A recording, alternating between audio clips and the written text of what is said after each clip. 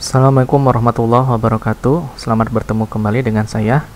Di topik selanjutnya saya akan membahas tentang metode iterasi, di mana pada kasus ini akan kita bahas tentang iterasi Jacob. Ya. Baik, jadi metode iterasi ini adalah salah satu metode untuk menyelesaikan set dalam sistem persamaan linear. Nah, seperti yang sudah kita ketahui di dalam analisa numerik atau di dalam metode numerik, semua metode yang terdapat di dalam metode numerik atau analisa numerik itu pasti menggunakan teknik perulangan atau yang sering disebut sebagai iterasi.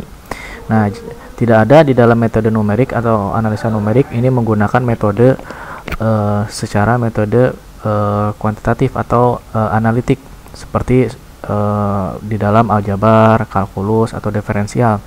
Semua metode di dalam topik yang akan kita bahas sampai dengan UAS ini itu menggunakan teknik pendekatan, ya. Nah, salah satu caranya itu dengan menggunakan iterasi, metode perulangan.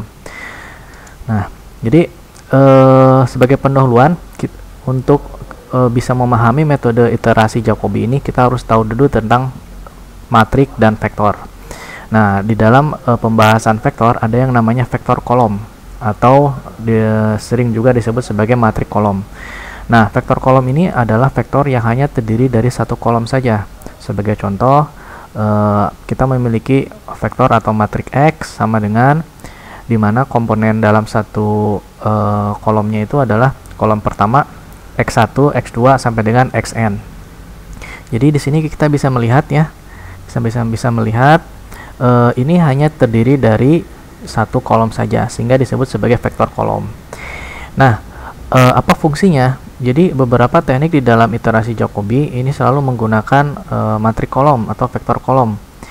Nah, karena penulisan vektor kolom ini hanya terdiri dari satu kolom, maka penulisannya harus dilakukan penyederhanaan. Artinya, yang satu kolom dirubah menjadi satu baris dengan menggunakan teknik transpose, ya. Jadi kita cari nilai transpose dari X. Nah, sehingga nilai transpose dari X yang asalnya satu kolom menjadi satu baris. Kita rotasi, sumbu putarnya adalah di ini, X1. Kita rotasi menjadi X1, X2 sampai dengan Xn. Nah, kemudian diberikan tanda T. Jangan lupa tanda T itu artinya transpose. Ada beberapa buku yang menggunakan T kecil, ada beberapa buku yang menggunakan T besar, gitu ya. Jadi mohon jangan keliru. Tanda T di dalam matriks, baik itu T kecil maupun T besar, itu artinya bukan pangkat, tetapi adalah transpose dan bukan merupakan simbol dari suhu atau dari waktu. Ini merupakan simbol dari transpose. Harus selalu diingat, ya. Ini adalah simbol dari transpose. Nih. Baik. Nah, sehingga dari transpose vektor kolom tadi, ya, kita peroleh vektornya adalah ini. Kemudian kita bisa cari panjang vektornya atau sering disebut sebagai norm. Mohon maaf, ini tertutup. Panjang vektor sering disebut sebagai norm.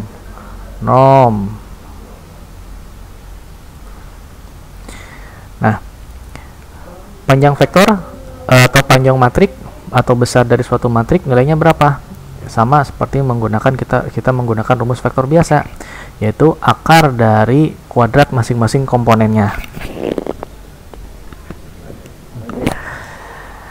Jadi norm dari vektor L2 kita namakan saja untuk matrik X atau vektor X itu sebagai L2, yaitu akar dari masing-masing komponennya. Itu X1, kemudian X2, X3 sampai dengan Xn. Sehingga kita peroleh rumus umum adalah seperti ini, yaitu akar sigma X I kuadrat. Nah, di mana I-nya itu adalah konstanta dari 1 sampai dengan N. Baik, sebagai contoh ada vektor X sama dengan 3, minus 2, 8, 5 transpose. Nah, kalau transpose berarti vektornya adalah vektor kolom, bukan vektor baris. Nah, kita bisa melihat di sini di bentuk vektornya, ya, ini hanya terdiri dari 4 komponen. Nah, kalau hanya terdiri dari 4 komponen, kita bisa dengan mudah mencari nilai panjang dari vektor tersebut.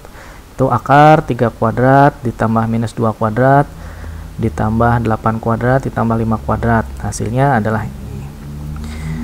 Nah, di dalam panjang vektor ada namanya panjang vektor tidak terdefinisikan.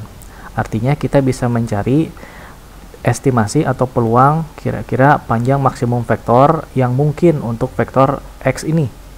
Dengan rumus adalah maksimum determinan dari XI, di mana nilai I-nya itu dari 1 sampai dengan N. Nah, jadi kita bisa melihat nilai maksimum dari XI, maka itu adalah nilai panjang probabilitas panjang vektor maksimum. Nah, untuk mencari panjang probabilitas maksimum ini kita bisa menggunakan metode iterasi Jacobi. Ya. Baik, sebagai contoh silakan dicoba menggunakan script Scilab. Kalau ya ada yang sudah menginstal MATLAB, silakan dicoba di MATLAB. Scriptnya tidak jauh berbeda dengan Scilab. Nah, contoh yang pertama untuk vektor X 3, -2, 8, 5. Kita definisikan dulu ya. Ada suatu matrik atau vektor X di mana baris pertama kolom pertamanya 3, kemudian baris kedua, kemudian kolom pertamanya -2, baris ketiga kolom pertama 8, baris keempat kolom pertama 5. Nah, ini bisa lihat ini adalah definisi untuk matrik X atau vektor X dengan bentuk vektor atau matrik kolom karena hanya terdiri dari satu kolom. Nah, kemudian kita panggil, setelah didefinisikan step komponennya, kita panggil matriknya X. Nah, setelah itu kita definisikan titik awal. Nah, dari contoh di sini tidak ada posisi awal. Posisi awalnya itu adalah 0. Sehingga kalau posisi awalnya 0, kita bisa menghitung nomnya, yaitu dengan menggunakan rumus ini. Nah, jadi kita tulis komponennya dulu. S sama dengan S plus X I, dimana I-nya itu adalah komponen untuk vektor atau matrik pada satu kolom yang sama. Nah, ini menandakan kolom yang sama, kemudian dikuadratkan.